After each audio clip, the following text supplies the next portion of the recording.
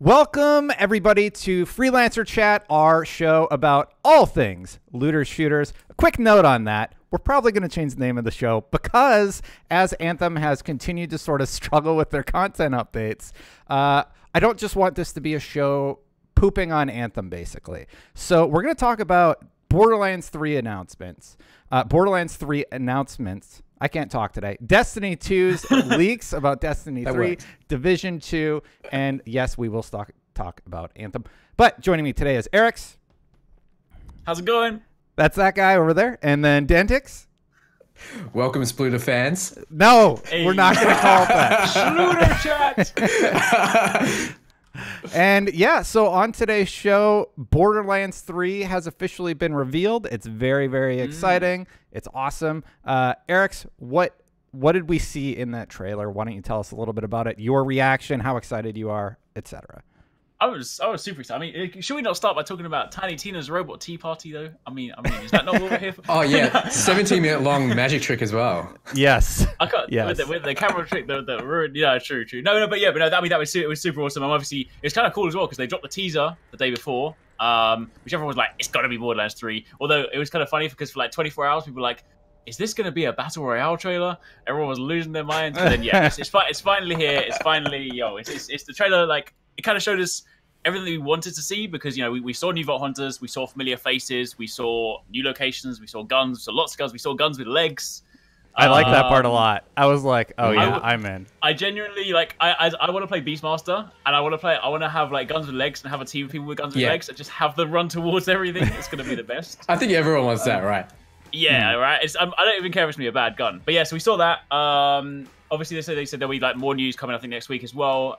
But yeah, I mean, the trailer-wise, like, it's definitely there's a lot in there to pick apart. But it's just nice to see it back. I mean, because obviously, like, people were still there were so many hints and there's so many kind of things throughout the year. If you follow like Randy Pitchford anyway, you kind of like knew if you've been following like Take Two Investicle and stuff. It was obviously coming anyway, right? He wasn't even being subtle a little bit. No.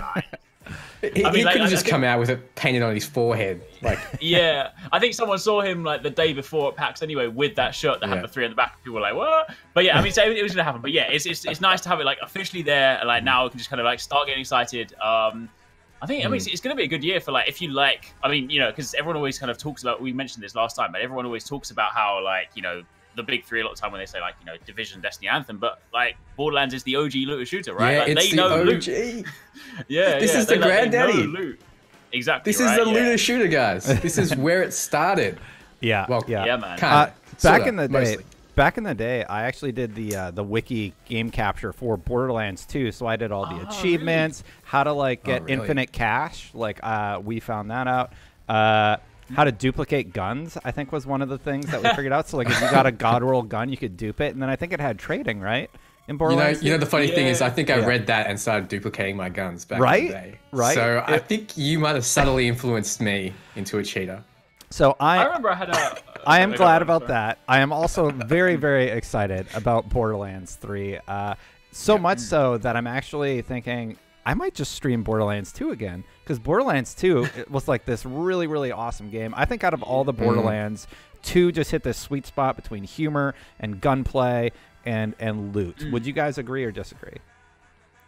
I think so. I mean, because for me, because like I suppose to a certain degree it was like I played Borderlands 1 and then 2 was just kind of like more of what I liked. They did there wasn't anything kind of like bad in 2. And obviously they added like a ton more stuff to mess around with, so it's just like it's the same thing with like Pokemon, right? Like when you went from like Pokemon Red to Pokemon Silver, it's like it's just more of what I want, and that's kind of exactly what I wanted. So for me, yeah, Borderlands 2 was like really, really good. Yeah, you put the nail on the head there, or hit the nail on the head there with the more of what you want thing, because with Borderlands 1 they kind of nailed the formula. They had shooting, the looting, and what more can you want? So with Borderlands 2, it was more of that. And now with Borderlands 3, I feel like it's going to be even more of that. I mean, 57 times the amount of guns than Borderlands 2 had, right? Yeah. 1 billion or something, right? More than 1 billion probably. Yeah, but then there's currently, Then there's articles like Polygon, which I made a video on, which state, I'm just not impressed with the Borderlands trailer. It's got to have something new. And let me say, it doesn't need to completely change the formula. It shouldn't do that. The real Borderlands fans love what it is. And want more of the same. Yes, that's what we want. Yeah. So I mean, that's exactly the same thing, because I was kind of chatting to like the guys the other day about this, and like exactly that point where people have waited such a long time for Borderlands 3. It's like you don't want it to be. You didn't expect the trailer to be something drastically different that you didn't expect. You're just like, I just want my game that I love, and I want it again. With more stuff. Yeah. It just, I think too, like 26 said, like we were kind of chatting on the podcast the other day. He's like, I didn't want it to be better. I just wanted it to be bigger. And Yes. that's kind of it, right? Exactly. They're gonna nail that. Sometimes bigger is better, right? There we go. Well, that's the thing. Like, and there was a lot of new things in that. If you really look at the trailer, like, and you understand the Borderlands series, there was new characters, there was new themes, new planets, a lot of new guns. I mean, guns with legs. Come on, guys. Like that is new. What more can you want? The gun with legs really encompasses everything about Borderlands in one image. Yeah. It's ridiculous. It's goofy. It's a gun with legs walking around. And that's just one of the bajillion guns that you can get. And this game, more than any other, knew what to do with loot. And it just nailed that aspect of it. You were constantly trying to find a gun with just a slightly tweaked roll, or maybe you found one that you fell in love with and you just kind of wanted to keep searching out like a higher power level version of that weapon. And man, Borderlands just nailed it. And I don't think anybody has quite hit it on the head the way that Borderlands did. So let me ask you guys this about the Borderlands franchise. What is one thing that absolutely needs to return in Borderlands 3? Anything about any of the previous Borderlands that you love, that you absolutely want to see in the game? Let me start with this one. Do you guys remember when you killed bosses, what happened?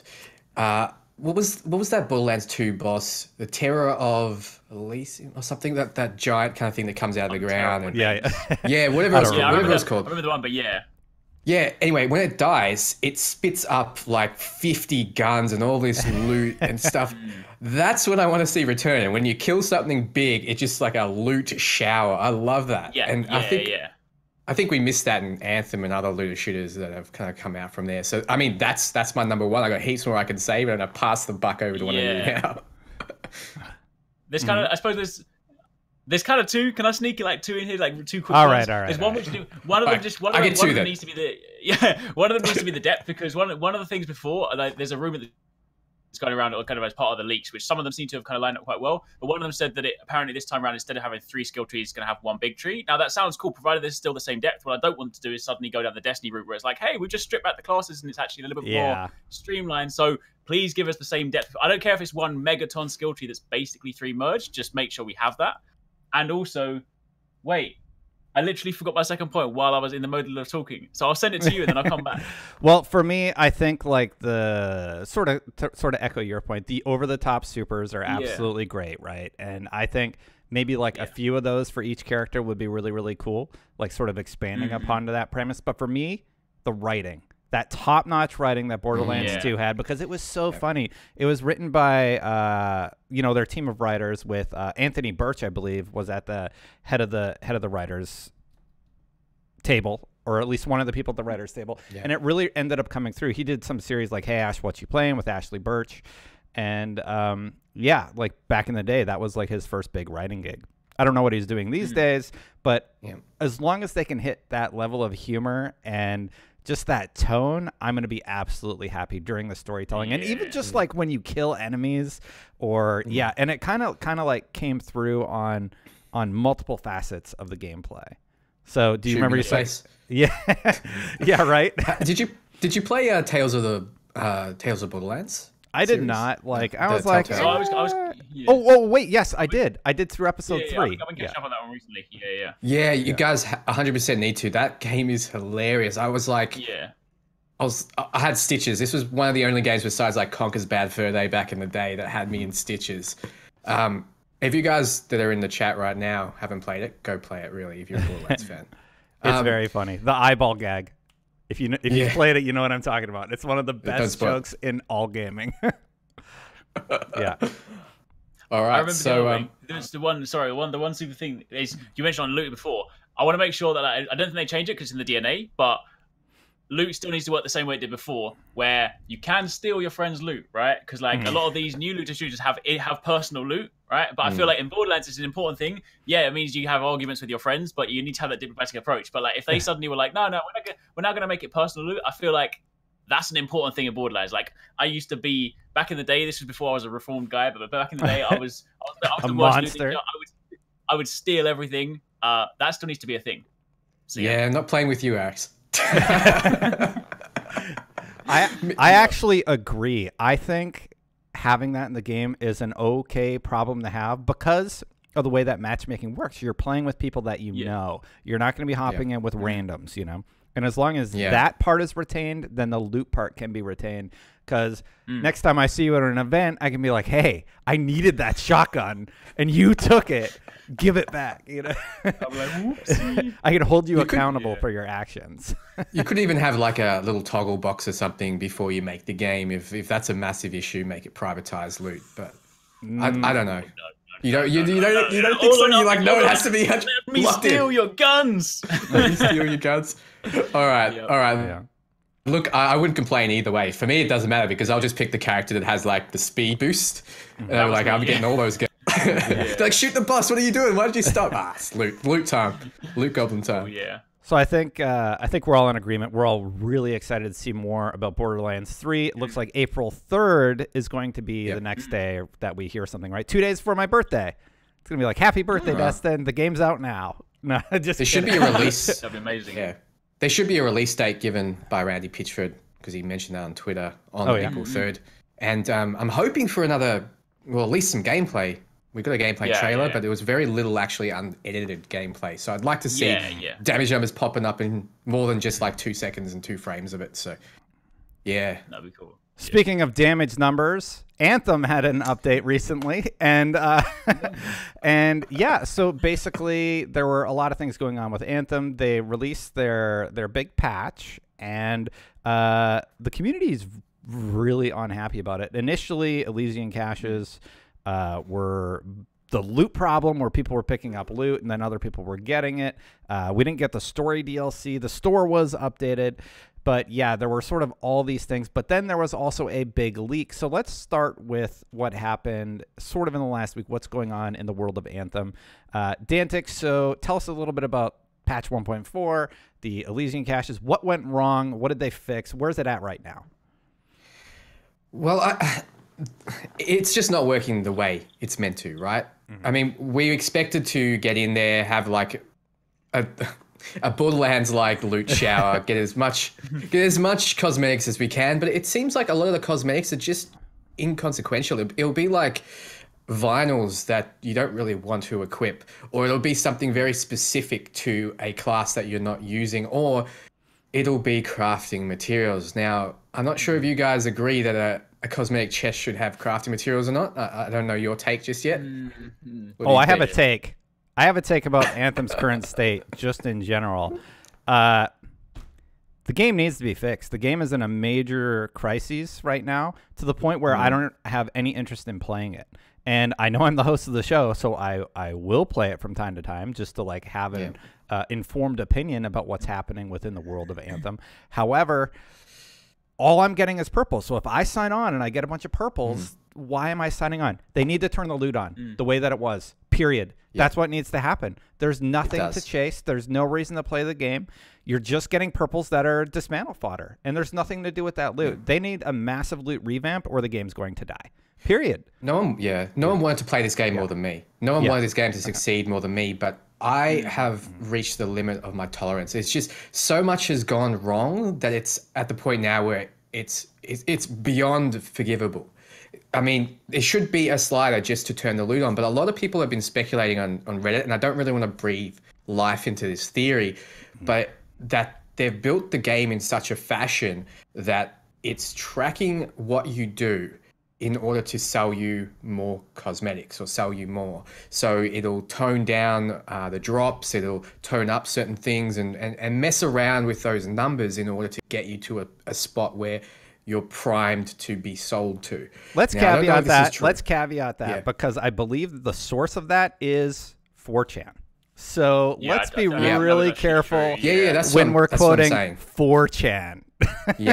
So there is, spent a lot of time looking into it just because I was like, oh, do I want to really mention this? Yes. Do I really want to? I haven't made a video on it because obviously I don't like breathing life into this kind of stuff. Exactly. But it seems, just from the digging that they've done, it seems like there is something to that. If it's not this, it's something else. So I don't know what it is. Guys, you can speculate as much as you want, but my point is that it doesn't feel like it's an easy job just to turn the loot up for them, and I don't know why that's the case. They should just be able to do it, and I don't know why they don't. Because we need a lot of masterworks. We need to cycle through those, because like in Borderlands, there's a lot of different variety in the guns, and we need the perfect mix. And I mean, people are getting their loot stuck behind walls and stuff like that. I mean, yeah, and that's just the bummer. So actually, on that note, Ben actually said something about that. I just wanted to pop in here and apologize for a terrible player experience that I am directly responsible for. As a Stronghold lead, the buck stops with me. I can offer explanations, but at the end of the day, that doesn't change the experience. And that's from Ben. And have they addressed that particular issue? I thought that was within the patch where the walls take more time to spawn or something. I think they're supposed to have, because they've taken a lot of them in 1.04. Yeah. Yeah, so you can hold a button to kind of respawn as well, and that usually would fix it. I believe he mentioned that somewhere in the as well. But usually you just hold a button and you can get teleported to where you're meant to be. Also, I think they've completely removed those walls for now. I'm not sure how that affects the game, but that's completely gone. Going back to your point about that they're designing the game in a way that it's specifically to sell us stuff, basically make us spend money. Let's play along for a second. Let's say that is true.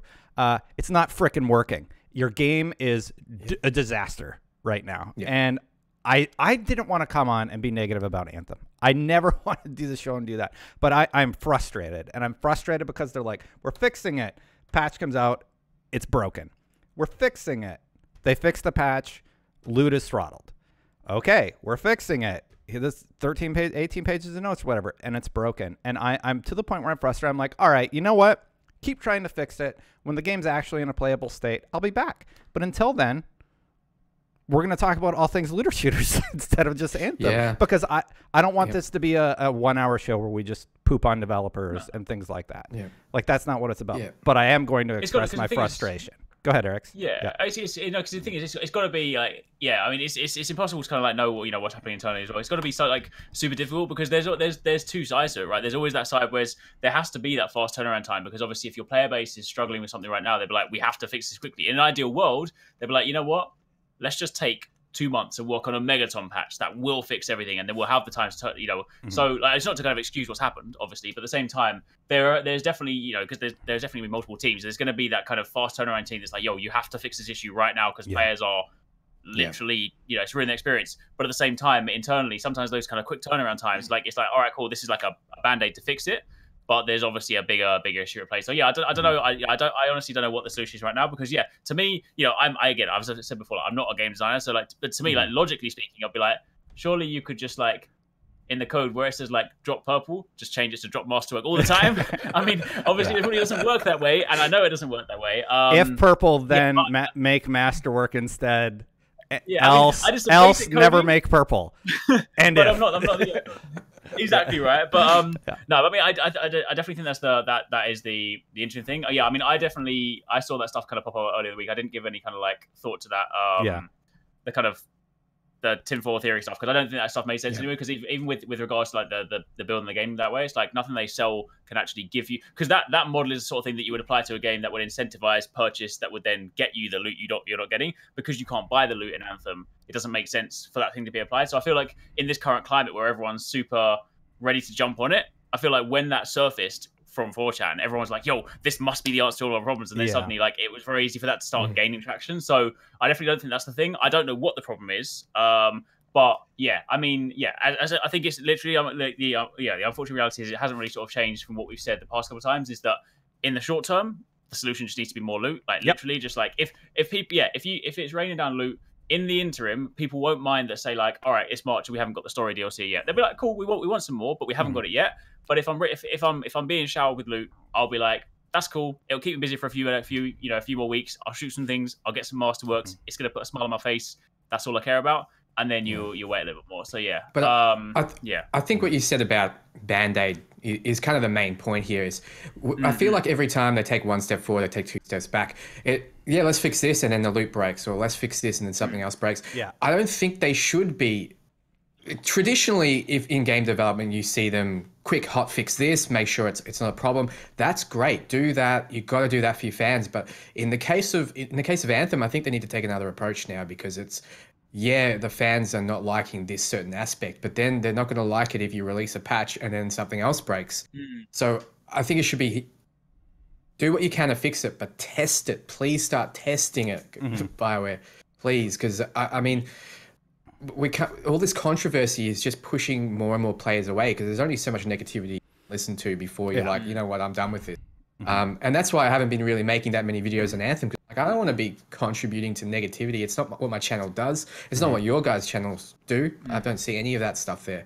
So it's like, what else can you talk about? It's like, well, this patch happened. It's good, but I mean, it broke stuff. So that's not what I'm talking about. The one thing I do hope is that I do hope they are. I mean, because I saw a tweet from Jesse the other day, one of the community managers. He mentioned that, you know, they are working on another stream, but he said that it's probably not going to be. He said their stream wouldn't necessarily be the same weekly cadence they've been having, because he wanted to make sure that everything was kind of tightly locked. So maybe, like, hopefully the fact that, you know, they're taking like an extra, you know, week or so, or like an extra kind of step out of that to kind of before they show us new stuff. Hopefully that all falls in line with, you know, maybe they are just having like a, because I mean, I imagine internally, you know, they're going through these exact same discussions, right? They're going to have, as I say, they'll have those quick turnaround hotfixes. They're probably going to have that massive internal discussion, like, look, we can't keep doing this, because otherwise it's going to, you know, there's only so many times you can do that before your players like we're had enough. So yeah, I hope. I don't know if I've ever said this on the show or said this to you guys, but I am unabashedly a massive BioWare fan. Mass Effect 1 is one of the pivotal gaming experiences in my gaming life, I guess if you can call it that I've ever played. So and other people had that experience with Dragon Age or with the Star Wars games. And I know that a lot of those people developing those core experiences are at BioWare right now. So I don't know what happened with Anthem. I don't know what's going on in the background. We don't have that information. But I absolutely believe in them, and I believe that they are going to work to improve this experience. They know this is bad. They've been being shit on for like months now, even pre-launch.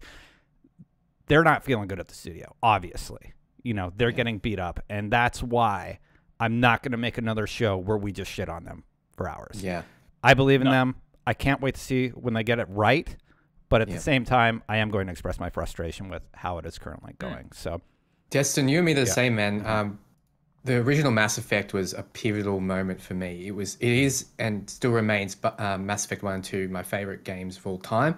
I've made multiple videos on those, and every time I do, the comments are always BioWare they're dead. You know, all the main people from Mass Effect 1 and 2 are gone. And look, all of this negativity did cause the original co-founders to leave. You know, the original doctors that started BioWare have left because of the crap they were getting for Mass Effect 3 and Andromeda. I don't know about that.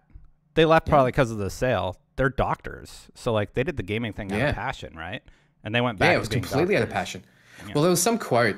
Look, let's just sorry, that. We'll come back to it. no, I'm like, wait. I don't know that they left.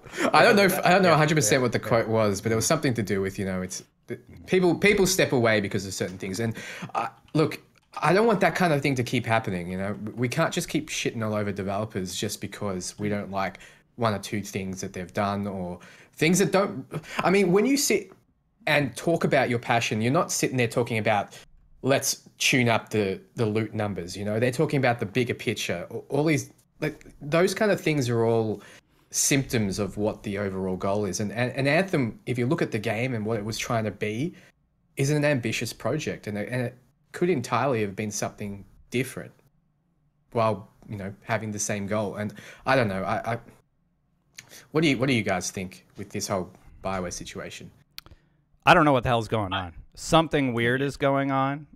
I don't know if they're being rushed or what, but like I did the IGN first for Anthem, right? I see how passionate they are about their projects. Yeah. I sat there doing capture for gameplay to launch on IGN with people that are there until midnight, 1 o'clock, sitting there with me, making sure we get it right and making sure that we have what we need to present it to our audience, right? They care. They absolutely care, and they take this stuff to heart. So anybody that says that they don't, or they don't give a shit or any of that stuff, you're wrong. You're wrong, period. They're not in this because of money. The BioWare team is not in this just for money. Of course, we all are to survive a little bit. Yeah. But yes, they care about making fantastic gaming experiences, and that is their end goal with. I've never met a bunch of people that were more passionate about gaming. I've talked to a lot of them, and yeah, my God, it's definitely not about the money for them. It's about making great games, and it's an absolute shame because, like Destin said, Mass Effect, pivotal moment for me. I love those games. I still go back to them every now and then. I mean, I've beaten them on all difficulties. I've spent 400 hours in Mass Effect 1. I've gotten all the achievements, probably about 400, 500 hours in Mass Effect 2. I don't know. I want to see it come back. I want to see that stuff come back. I reckon they can do it. I mean, the thing is, we've seen it time and time again in a lot of games from a lot of studios. It is entirely possible to turn things around, right? You know, like Destiny, when we think back to like the Taken King time, like they massively turn the game around. It is not impossible to do, and especially when you consider from a foundational point of view, Anthem does have a solid foundation. That's the one thing we always go back to time and time again. So I have every faith that they can do it. You know, I don't know what technically speaking needs to be done. You know, from a consumer perspective, I could be like, oh yeah, it's just simple, just do this, do this. Obviously, I don't know how that is, and I appreciate what I think may be like, oh, just do this quickly. Will probably it might be like 2-3 months of work, but like exactly as you said it before, like I genuinely hope they get there, and I do think they can get there, and I am happy to wait. I mean, I'm not saying I'm happy for there to be these problems, but what I mean is like I am going to wait, and when the update comes out and then Anthem is back in full force where we want it to be, I will be there and be like, I'm ready, because. Yeah. I think they can get there. I think they can. It's doable. If the next Mass Effect takes 10 years, I'll be fine with that. Just do it. Just nail it. Just nail it. Yep, absolutely. Right, on the EA note, they're actually laying off about 350 of their staff in marketing, publishing, and more. And the quote basically from EA is, "We have a vision to be the world's greatest games company," he wrote.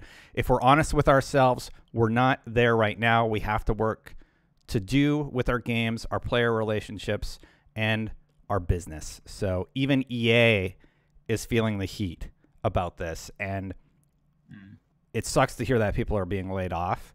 Hopefully that makes a positive change in the long run. We'll see we'll see at that point. Yeah, I don't know if it really is. It's always marketing that's the first to go. For those who don't know, I used to work in marketing. I just don't see it really being a positive thing. You lay 300 people off, but you give your executives, $1 million bonuses for doing nothing. I really don't see. I don't see where this is coming from. I think you're sort of referencing the Activision news where they laid off a bunch of the Activision stuff is pure evil. That was absolutely disgusting. Yeah. They laid off like hundreds of people. We're getting into really serious talk. Usually this show's much more lighthearted, but like we started. Sploot. Sorry. I'll put a pin in that because I don't want to go down that rabbit hole. But let's not. They're revamping there. Let's talk about the Anthem Leak. Apparently, there's new legendary weapons, masterwork support items, and new armor on the way. The guns are looking pretty cool, and this is Paul Tassi, who's just. Dude, Paul Tassi has been rocking the looter shooter articles lately. Got to give the guy props where props are due. Yeah. But he just he plays the games. He's clearly in there. We either got to get him on this show or on Fire Team Chat one of these days. He's game for both. But here's some of the things that are coming in the supposed leak. Of course, this is from the Anthem archive data miners. Anthem's Grace, this is Storm's Quickening Field. Of course, the masterwork or legendary support items that we've all been waiting for in Anthem. Increases gear damage by 20%. Tarsus Last Stand, the Ranger Muster Point, check this out, increases all damage 20%. That's nice. Let's freaking go. That's what everyone thought it would do. Yeah, Rangers for life. Slayer's Sphere, the Interceptor Target Beacon. Marking a target marks additional enemies near that target, so it's like more of a field. Nice. Target beacon's already this dope. One. Yeah. The next one, though. And we won't even talk about the next one. Oh, whoa. It's nothing. Yeah, Saving don't the worry best about it. one till last. All right. Colossus Shield Pulse Surging Shield additionally regenerates 50% shields per half second. So basically, how does you're that even invincible. work? Yes. Yeah. How long does that last? I will never die. They could have just said 100% shields per second. Like, Yeah. it's ridiculous. Yeah. And then, well, those seem ridiculous. So do you guys have any reactions to that? I think the Ranger buff is like just how Muster Point should have worked. I like that it's the legendary version because it gives you something to chase. Still need to fix loot. So fix that.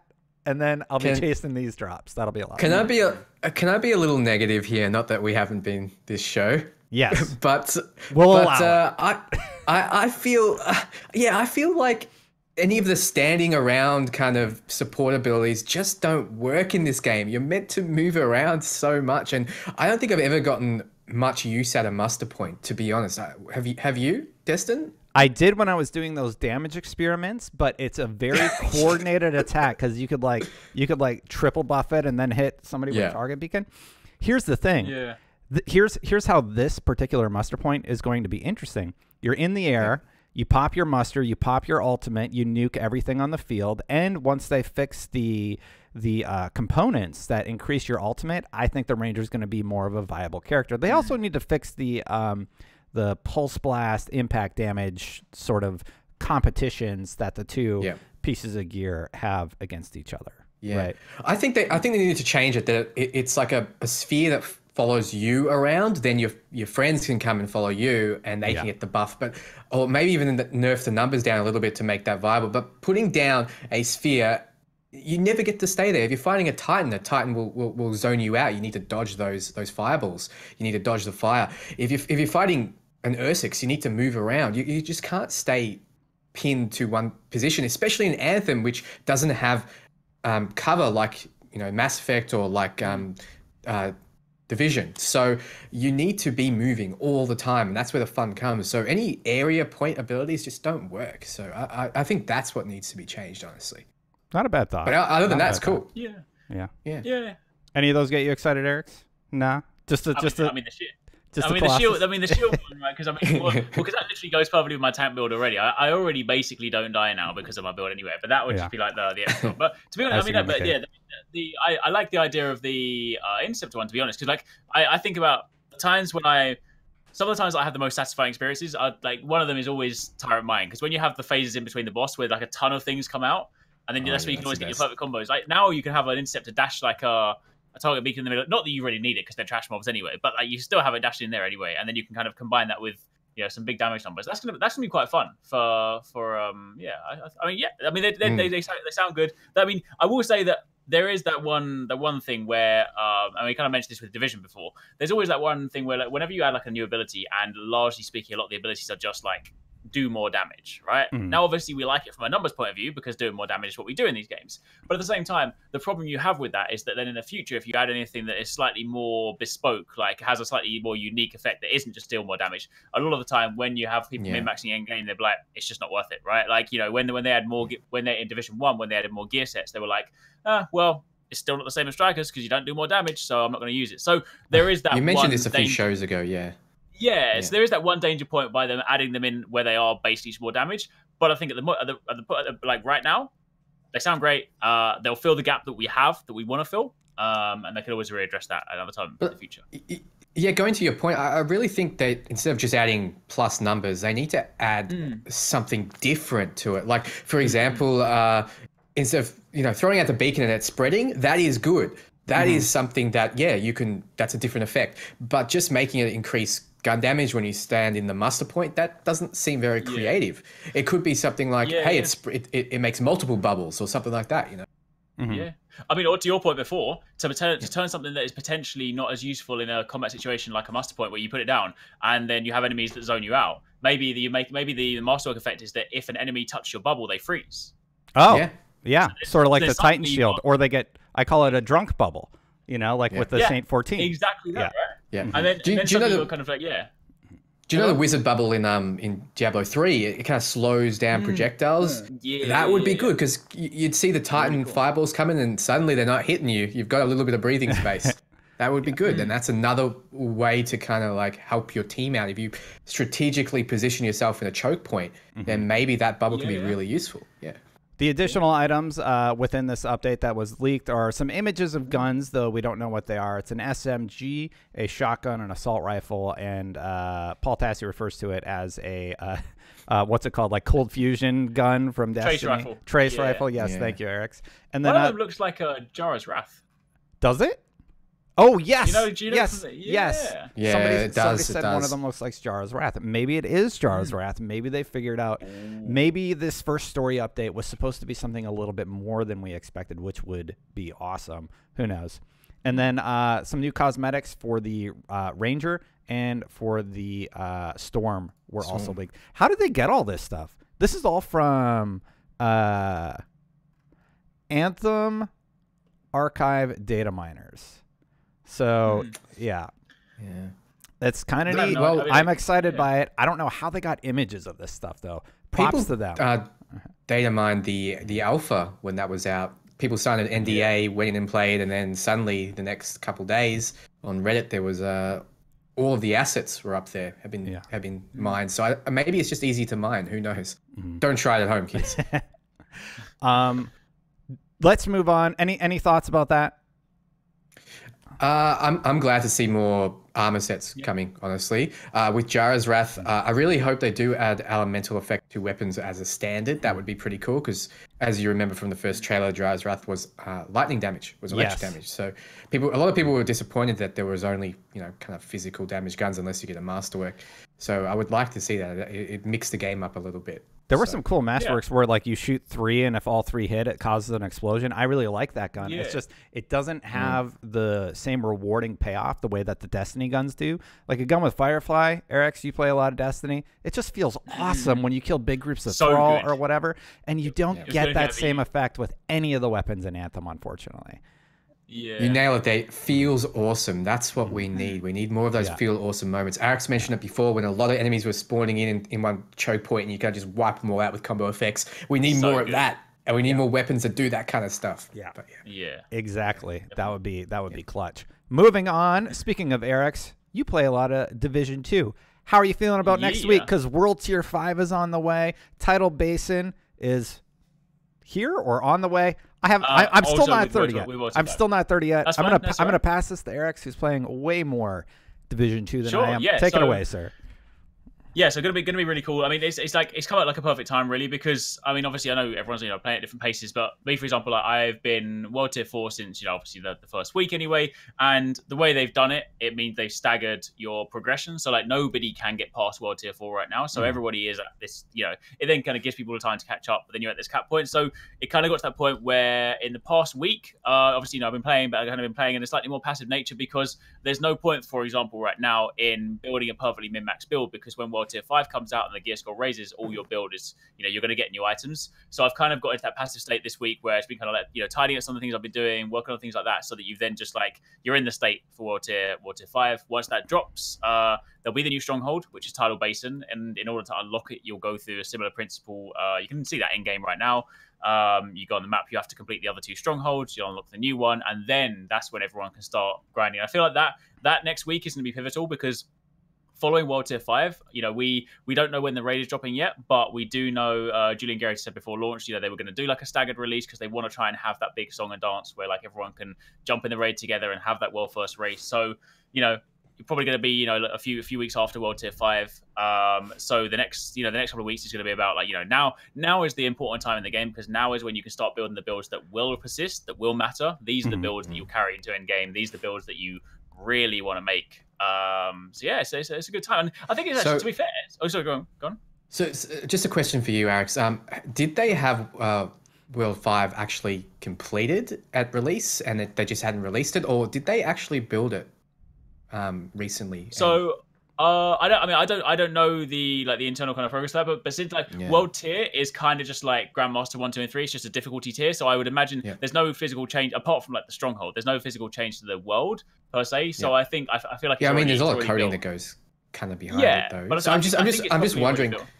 I'm just wondering just because it seems like they've added a lot of content very, very fast, which is amazing. And I guess that's just to show it's entirely possible to kind of add stuff at the pace that your kind of consumers want it. That's I mean, I think they definitely learned a lot from Division 1. I think they knew they had to kind of build with endgame in mind this time around. And that's the thing that was kind of constantly throughout their marketing campaign. They're like endgame first, and they've shown that. I feel like probably more so the way that World Tier 5 is. I feel like it was already done, but I think it's probably done as like a gating method to sort of just try and almost create that feeling like there is always something to do, right? Because week 1 you're working through the campaign. A lot of people have done that. Into week 2 you're starting to get your builds. You're working through your world tiers, and then suddenly like now we'll get to the point where everyone's like, all right, cool, I'm capped, I'm ready. Give me something else. And then they're like, okay, cool, the gates have opened. You start going again. And, I imagine you're then farm for a few weeks and they'll be like, all right, the raid's out. And then you do that. And then before you know it, they've almost given you kind of a couple of months of like solid, consistent content. And then by which time they're probably ready to start talking about their DLC plan. So it's been paced really, really well, actually, to be fair. And I've actually quite liked it because it is that daunting thing. Like, I as a person, when I play these games, I play these games for end game. Doesn't matter what game it is. I rush through. It's how I enjoy this game or these kind of games. And it's actually been quite refreshing to be like, I actually can't rush to the very, very top. Like, there's a point where they're like, all right, you wait here now, and then we're going to open the floodgates. It's like, chill, Arekkz, you're too good. You're too fast. We get it. You're good at video games.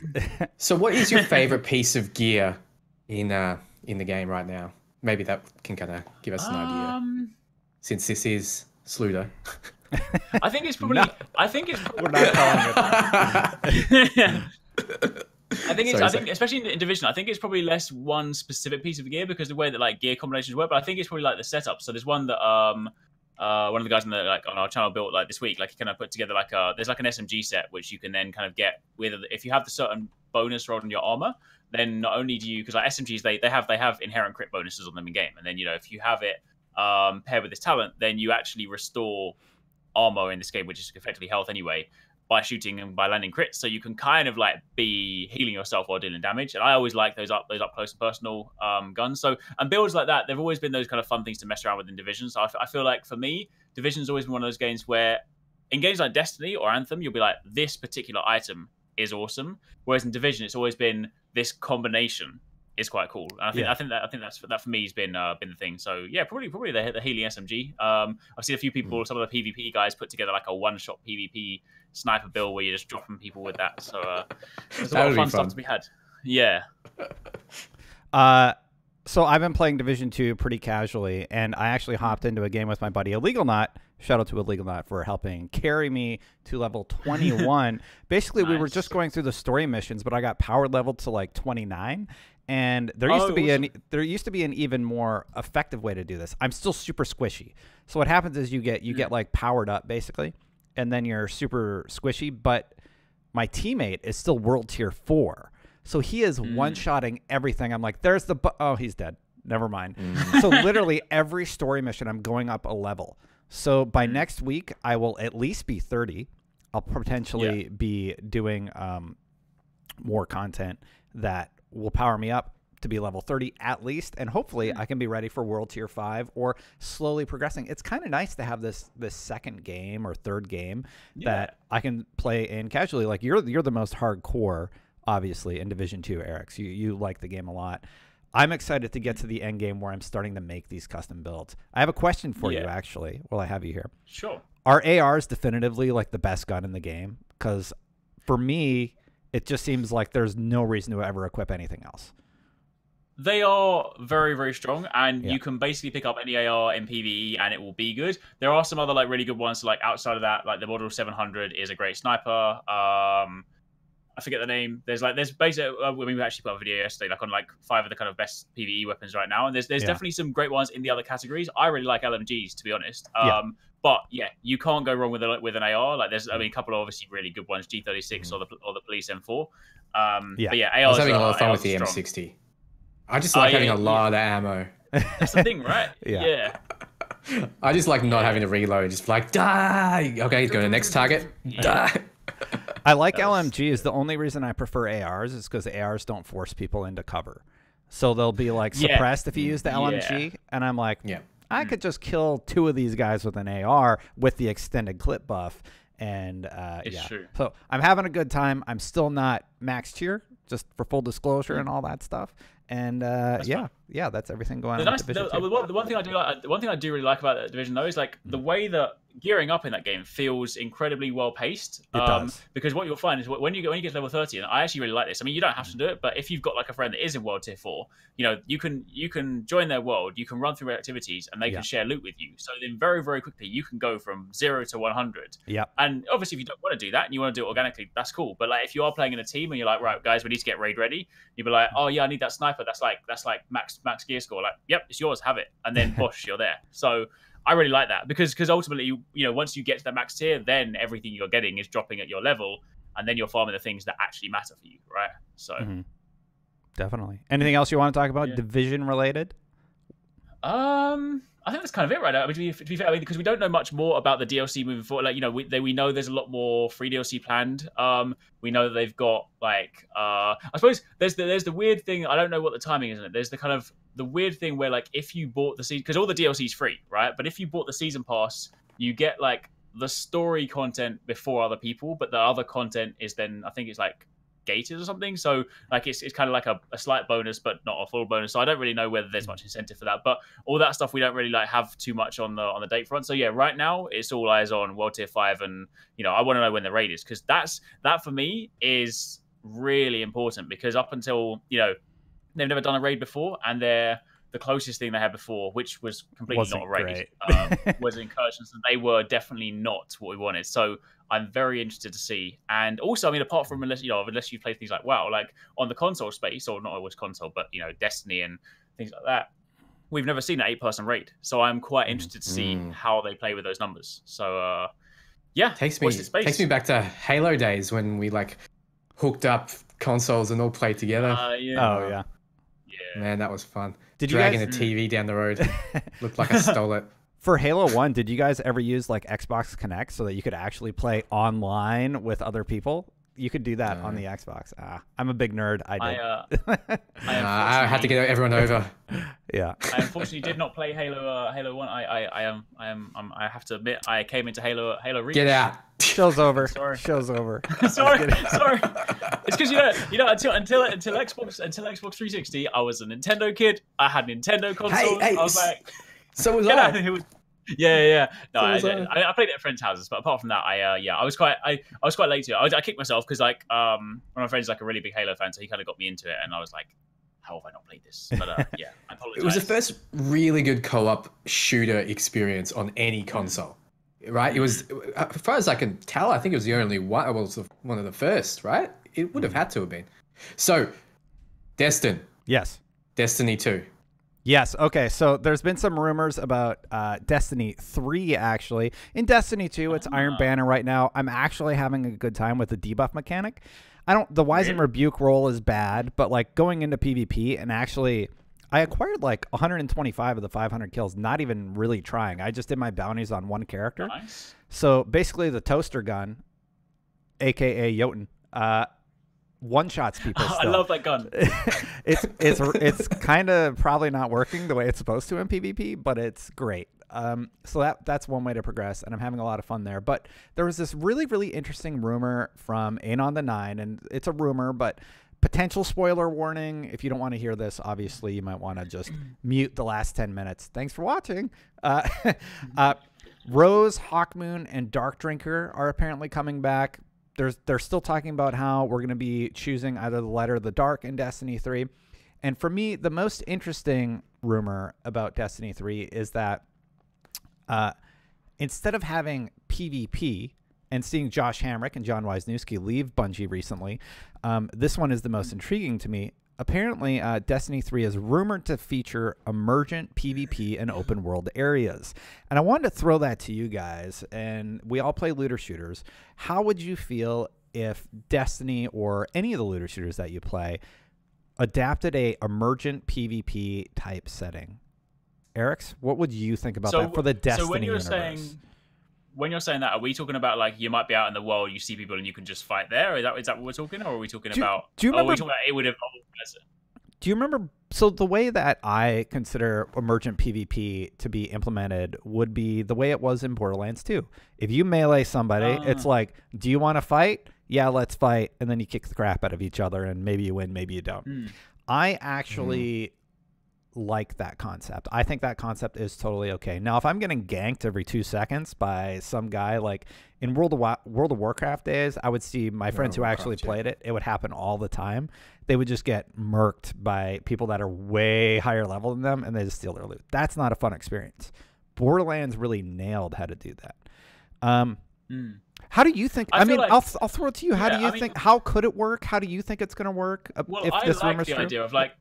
Yeah, I mean, I like the idea of like I appreciate I'm not the kind of the general opinion of everyone, every single person, because in like Division 1, I liked the concept of the Dark Zone, for example, because I came from a World of Warcraft background. I used to play on a PvP server, so I used to be one of those people that would go and gank people. Yeah, I see that. But it's like, I like, because I grew up, because, you know, my first experience with that, and bear in mind, before I even did that, my first experience was getting my butt kicked constantly. Like, I'd be walking around doing my quest, about to kill my wild boar, and then some guy would just come in along and just kill me. And I was like, when I get bigger, I'm going to do that, right? And then...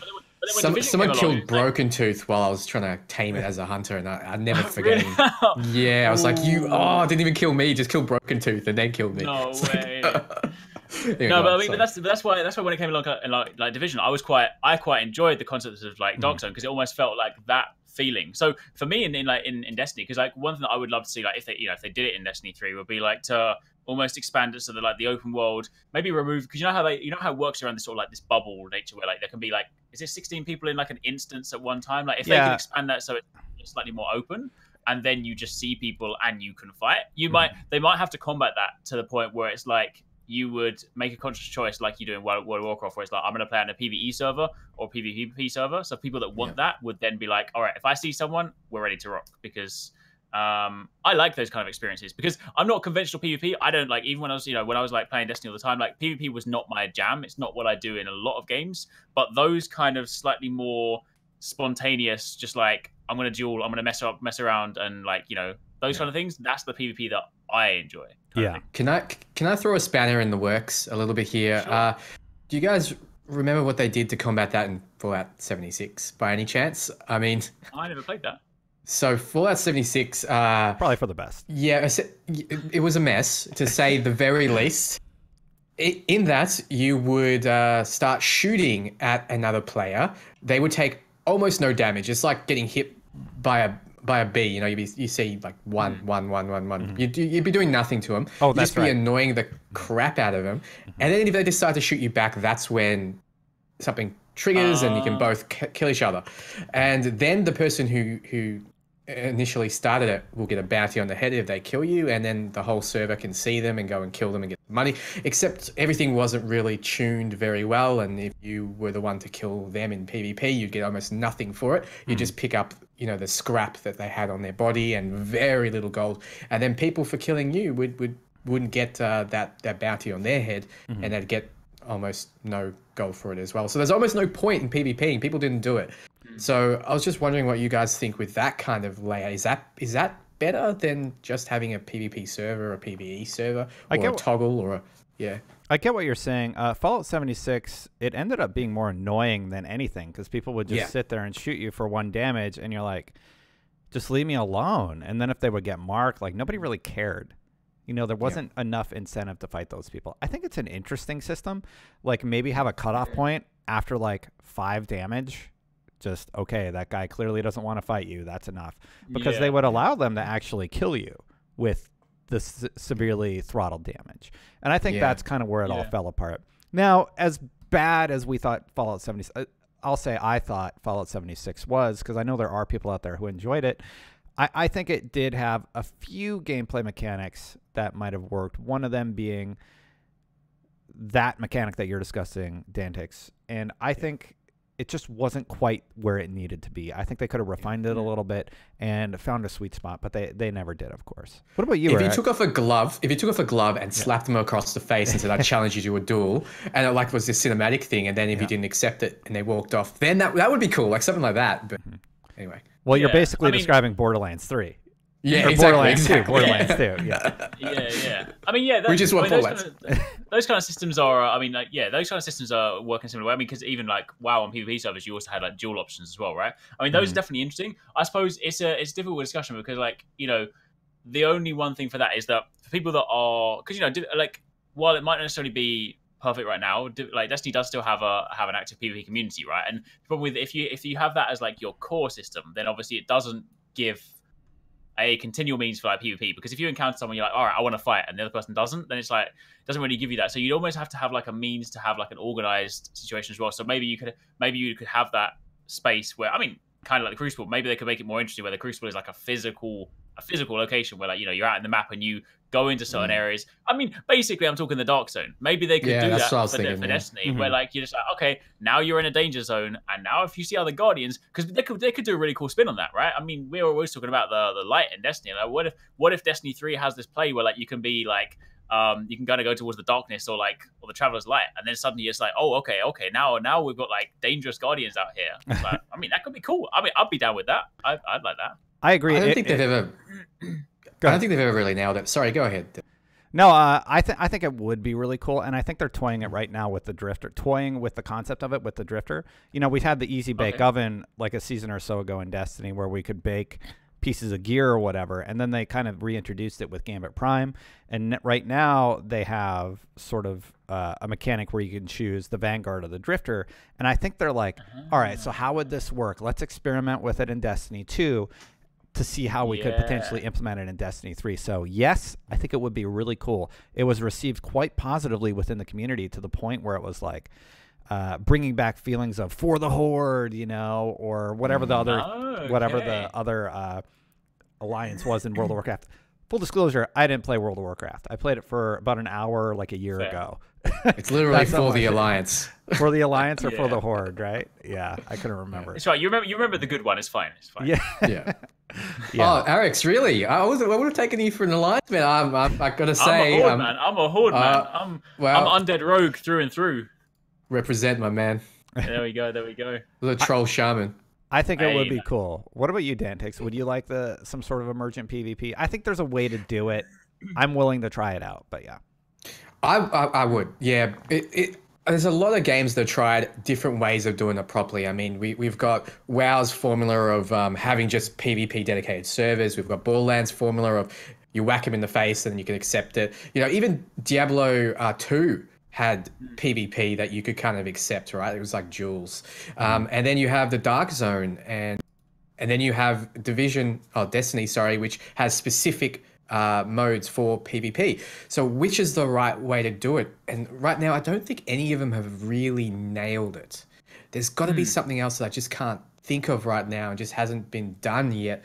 But I don't think it just flows the right way in a lot of these games. I mean, the Dark Zone is probably the closest, I think, that's come to kind of just like, yeah, let's PvP now. But I would like to see, I mean, PvP adds some long-term value to the game, right? Mm-hmm. Something like Mass Effect 3 has made taking a single-player game into a multiplayer really well without adding PvP. And I think in some games that's probably a better thing to do. Just make it like wave-based, loot box-based, not paid loot boxes, by the way. I mean, like when you beat a level, you get some items. Yeah. But I think that there's different things you can do. I mean, Gears of War back in the day had like this horde mode as well. Those kind of things is all right to keep people engaged with their community. Doesn't necessarily need to be PvP, but if it is, it's really hard to do right. I just haven't seen many people do the single player and co-op play merged with the PvP very, very well. Because there's going to be, like you said, a lot of people that just don't want to PvP. And what are you going to do about them if you force it on them? And what about the people who want to PvP all the time? Are you going to take it away from them during their leveling experience? Maybe they wanted that during that experience. So what do? You do the Dark Zone. Yeah. You're going into a PvP experience. You got to watch your back, but you have the option of going there. I like that the Dark Zone also has a separate leveling experience. What do you think, Arekkz?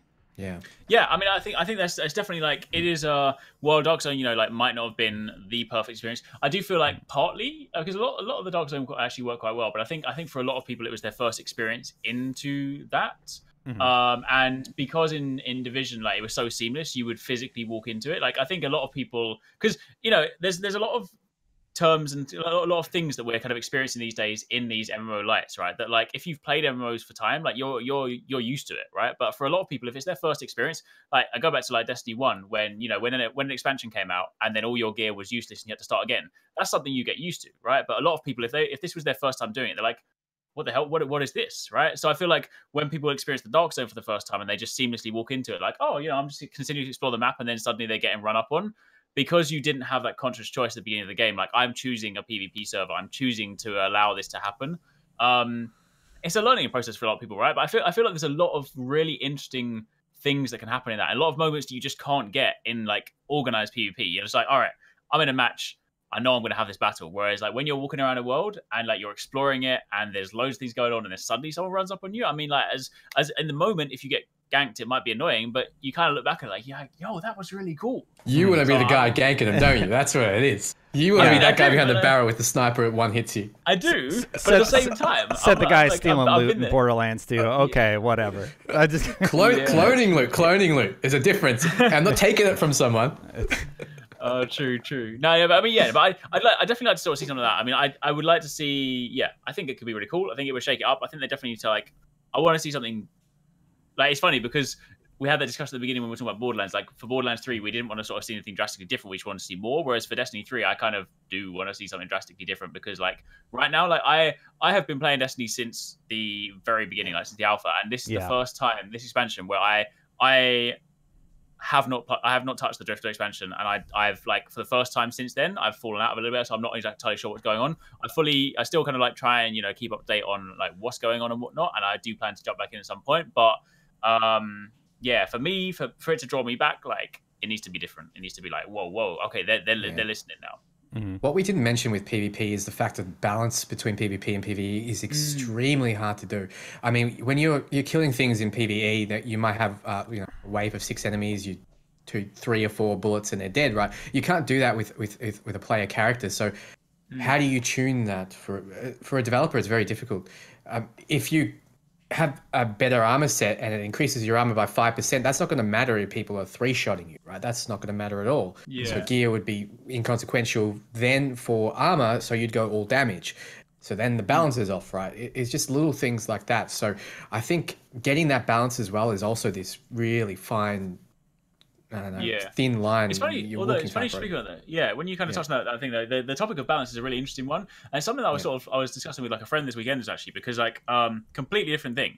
We've been playing Risk of Rain 2, right? And like oh yeah, so have I. How good is it? 4 players last night. But the interesting thing about that, right, is like they let you quadruple like you can stack 10 of an item, and the effect just gets better and better to the point where you're stupidly OP.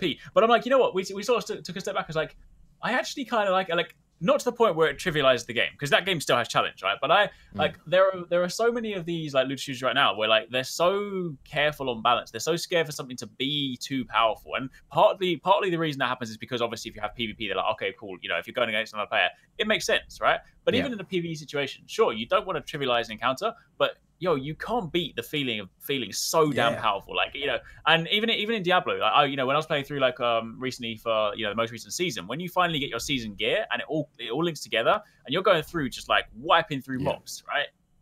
You feel so awesome, and you kind of how good is that feeling? It's so good, right? And I think there needs to be that there's always this kind of constant balance where like, oh no, it needs to be balanced perfectly. It's like I almost feel like you shouldn't be afraid to let people just like have something that's just crazy OP because it feels so good, and that's what you want, right? You want that feeling. That was exactly my point. Is that if you've got PvE and PvP, you have to balance for them both. Where I don't like that. Like with PvE games, the feeling of being overpowered in a lot of cases is amazing. Like you were saying, Risk of Rain 2. If you stack like all of those missile launchers and you just every shot you take, you find up like 15 missiles, that's not going to work in PvP, right? That's just not. But they're so amazing in PvE, and this is why the PvP and PvE thing doesn't quite work, and that's why they didn't do it for Diablo 3, even though they promised it. They promised PvP. But they just couldn't get it to work because you're hitting one mob for 1 billion damage and you've only got 100,000 health. How is that going to work in PvP, right? But they want you to hit that hard because that's how you scale and that's how it feels. You should feel powerful.